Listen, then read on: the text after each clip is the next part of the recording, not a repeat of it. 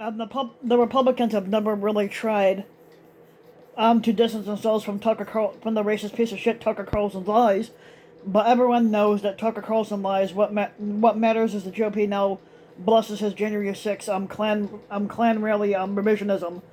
Everyone knows that Tucker Carlson is a lying piece of shit. Democrats know it, the Republicans know it, but they don't give a shit. His audience definitely knows it, but they also don't give a shit. And watching him get away with telling big old whoppers every night is part of the thrill that they get in watching him. Now, Carlson lawyers know that he's full of shit. In 2020, a 2020 lawsuit, the faux legal team argued in court that Carlson cannot be held liable for slander because his audience actually, because they claim that his audience doesn't actually believe the stuff he says. Yeah, they do. Instead, they argued it's non-literal commentary, up there with smelly on Conjob's alternative facts, in the pantheon of Republican euphemisms for lies. If there was a person left in America under the mistaken impression that Carlson is anything but a proud liar, they were disabused by that notion by leaked texts showing Carlson demanding a reporter be fired for correctly stating that President Joe Biden won the 2020 election. And so we're all pretending we've got a lot to show for it, because admitting what a disaster it's been is too tough to digest. And this is what Carlson wrote in a text message sent 2 days before the Capitol Klan riot. In the recently released text, part of an ongoing document dump as part of the Dominion lawsuit against Foe, Carlson went on to make this damning admission. There isn't really an upside to Trump. Basically, Carlson claims that he hates Trump passionately, but yet Carlson is still looking Trump's nuts. So when Speaker of the House Kevin McCarthy, who's a Republican from California, gave Carlson exclusive access footage to the January 6th Klan riot insurrection tapes, everyone knew exactly what would happen. Carlson, as he always does, would subject it to misleading edits in order to lie about the Capitol riot. The faux host's history of deceptively editing and recontextualizing videos to serve his false narratives is so robust. Matthew Gertz of Media Matters writes that McCarthy's only possible purpose in doing this was to generate propaganda celebrating the Klan insurrection. And 2 years later, Carlson's been spinning out a contradictory narrative, claiming both that the violent insurrection was warranted, which it wasn't, but also denying that it was a violent anyway, but we saw video footage of the inbred Trump sycophants being violent. The inconsistency doesn't bother his audience because they share his commitment to lying about the Capitol riot anyway. But Carlson is offering them a salad bar of deflections, a different excuse for every taste and occasion that they need to lie about January 6th. In reality, however, as the just released text messages from Carlson reveal, the faux host is worried immediately after the kind of insurrection that Trump could easily destroy the network, calling him a demonic force. Now, with the release of the footage that McCarthy gave him access to, McCarthy defended the attempt to overthrow the government by repeating the big lie that the 2020 election was a grave betrayal of American democracy. Nope, it was our way of defending it. But he also insisted that these were not insurrectionists. Yeah, they were. Again, with the old contradictor lies. The insurrection was justified, but it also didn't happen. The Klan insurrection was not justified, and it did happen. So everything about this felt rote and predictable. Carlson lies, and his audience pretends to believe it. Or they actually do believe it. They don't have to pretend to believe it, but they actually do believe his lies. Now, Trump released a diatribe on Fraud Social. Before news of Carlson's scornful text broke, pretending that the footage was one of the biggest scoops as a reporter in U.S. history, and demanding the release of people still serving time for participating, even the deliberate the grammatical mistakes Trump puts in his posts, and it's so that they get spread further by Democrats mocking his illiteracy, felt tired.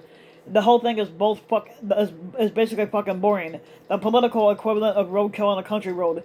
One heart goes out to those journalists who bother to go through the motions of carefully debunking Carlson's lies, knowing that not even his sycophants believe him, which they actually do.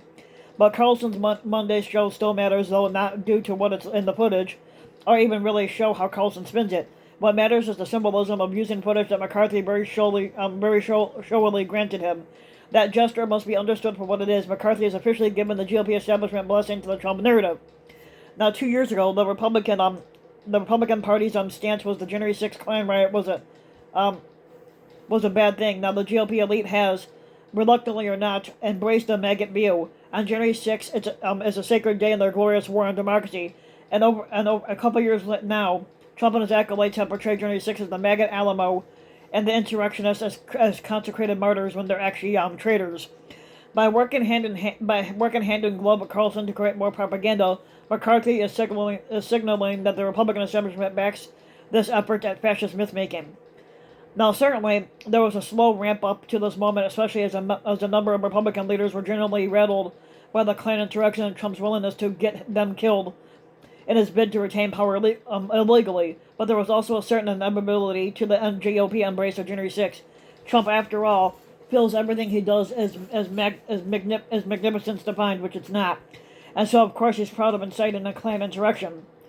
Plus, as witnesses like former White House aide Cassidy Hutchinson told the January 6th committee, Trump's ego is bolstered by seeing thousands of people willing to risk imprisonment or injury in his behalf. Republicans always fall in line with Trump, so coming around, however, reluctantly to his vainglorious view of the Klan insurrection was inevitable. Now, Carlson's narrative, as David Graham of The Atlantic writes, is that the insurgents did nothing wrong and that the riot was a good thing, and when in reality, the insurgents basically committed treasonous acts, and the riot was a horrible thing that happened. At this January 6th, at this year's Conservative Political Action Conference, CPAC, the view that January 6th was a great day, which in reality it wasn't, was dramatically reinforced. A CPAC vigil was held in honor of the people in prison for their crimes that day, when those people actually should be rotting in jail for their treasonous acts. Now with conference goers chanting heroes as their names were read aloud, and even though these people are not heroes, the mother of Ashley Babbitt, who was shot during the Klan riot to stop a mob from running down fleeing members of Congress, received a hero's welcome, even though she was a traitor to our country. Trump always is ready to escalate in the most shameless way possible, and he lent his voice to a group of insurrectionists who recorded a song portraying themselves as patriots and martyrs when they're anything but that.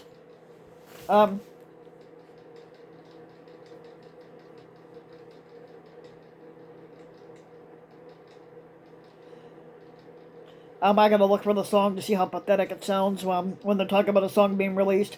As David Siders and Meredith McGraw at Politico reported Monday, the Republican presidential candidates may feel pressure from corners of the base to talk about January 6th in positive terms, even though there's nothing positive to say about it.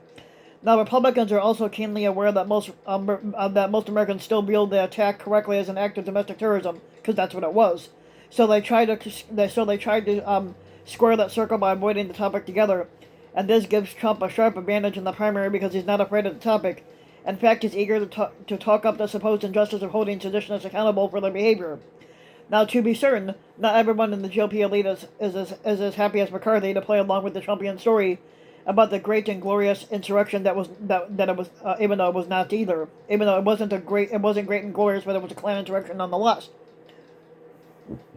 As Manu Raju reported, two Republican senators, Tom Tillis of North Carolina and Mitt Romney of Utah, have willingly criticized Carlson openly. Now, notably, one is from a swing state, and the other has been the one Republican willing to stand up to Trump throughout his tenure. Most other Republican senators, like who has spoke with, however, tried to have it both ways by sidestepping the question of whether Carlson's lies are wrong, while congratulating themselves for stating the obvious, which is that the insurrection was bad, which it was.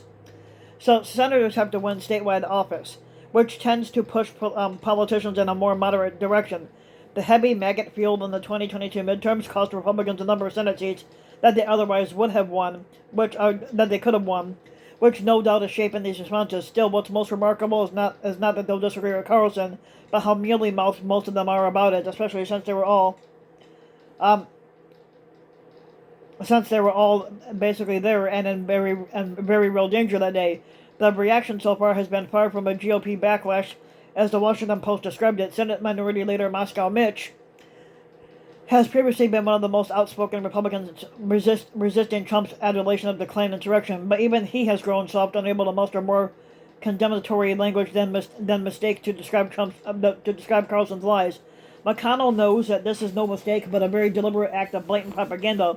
But he has always sensed which way the wind is blowing in the party. As the As the political piece shows, most Republicans who are trying to appeal to a broader audience want January 6th to disappear down the memory hole, even though it's still gonna be embedded in our minds years down the line. But it shouldn't be a surprise that Trump and Carlson would like to relitigate and rewrite it as Maggots Alamo. Both subsist on chaos and division, enjoying their popularity and power from lifting up the grievances of Republican voters who think they should win every election, even when they lose. When you lose, you fucking lose. Dumbasses. So what is a little surprising is that McCarthy has so firmly sided with the forces who want to keep talking about and frankly revering the Klan insurrection. He may be paying off a debt to the maggot forces that finally allowed him to be a speaker, which he should have had that in the first place. He may agree with Trump's increasingly bold embrace of fascism and the violence that will likely be necessary to enforce it, or he may just be a fucking idiot. But regardless of McCarthy's reasons, his move should be understood for what it is, a blessing of January 6th from the GOP establishment. There's likely no going back now for the rest of the party, but they'll either be completely on board with his view, or they'll get even quieter about their disagreements. Either way, the message the voters will get is that the new party line is in tacit support of the Klan insurrection. So if you like the video, you can give the video a like and subscribe to my channel, RBW King. You can also hit the notification bell so you'll be notified when a new video comes out. Go ahead. You can leave a comment, let me know what you think. And if you want to support my work and my brother, you can donate to my Patreon link, which you can find in the About section of YouTube. And for just a little as a few bucks a video or a month, your donation can help go a long way, and thanks for listening.